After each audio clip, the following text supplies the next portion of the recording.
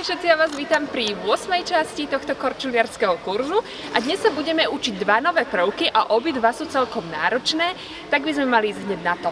Prvý prvok bude citrónik s prekrížením. Ako vieme, citrónik dopredu, dozadu, dokonca aj s otočením už poznáte. Ak nie, tak si pozrite predchádzajúce časti, pretože tento prvok robiť skôr, ako sa naučíte základné citróny, je totálna blbosť a myslím si, že sa to nedá ani zvládnuť.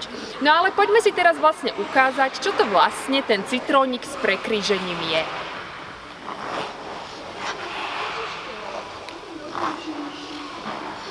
Dôležité je byť v kolene, najprv jedna noha predbieha druhú, celý čas tlačím pekne brucho na chrbát a keď jednu nohu posuniem pred druhú, tak predná noha zíde ešte nižšie do kolena. Pri týchto citrónoch je veľmi dôležité práve to, aby ste nevystrkovali zadok smerom von, aby ste sa nepredkláňali, ale aby ste šli len do kolena proste.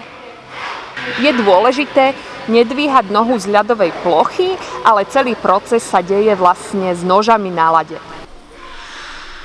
Po prekrížení pekne tlačím na kostrč a pánvu, nevysúvam dopredu rebra, ale mám ich zatvorené a tlačím na predné koleno.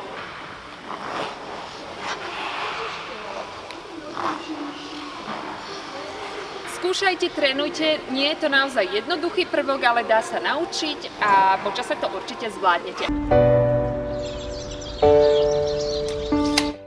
A druhý prvok bude úplne také prvé cvičenie na to, aby sme sa naučili prekladať dopredu. A sú to tzv. Polcitróny na kruhu. Ešte raz opakujem, je to prvý prvok alebo prvý krok k tomu, ako sa naučiť prekladať. Takže postavím sa na kruh. Vonkajšiu ruku dám dopredu, vnútornú dozadu.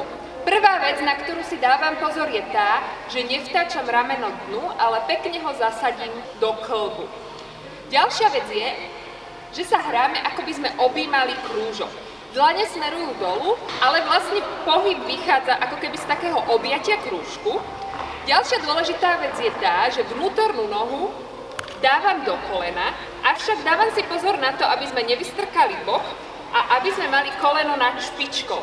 Čiže nevypadávam ako keby z kruhu von, ale celý čas som položená na kruhu. S tým, že bok ťahám hore a koleno mám priamo nad špičkou. Polcitrón je vlastne, že vonkajšou nohou robíme tento pohyb. A teraz si poďme ukázať, ako tento prvok vyzerá v praxi.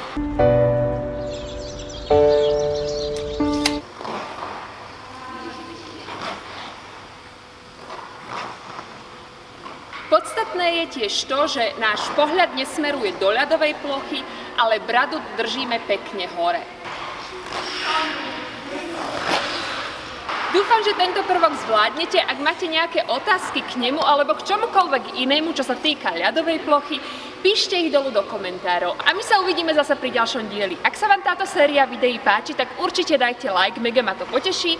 Ak to budete zdieľať medzi ďalších ľudí, tak to bude len plus, lebo čím viacej ľudí sa naučí korčulovať, tým lepšie a je zima, takže sa vám to aj celkom hodí. A vidíme sa niekedy inokedy. Majte sa krásne a čau. Čus bus, wa.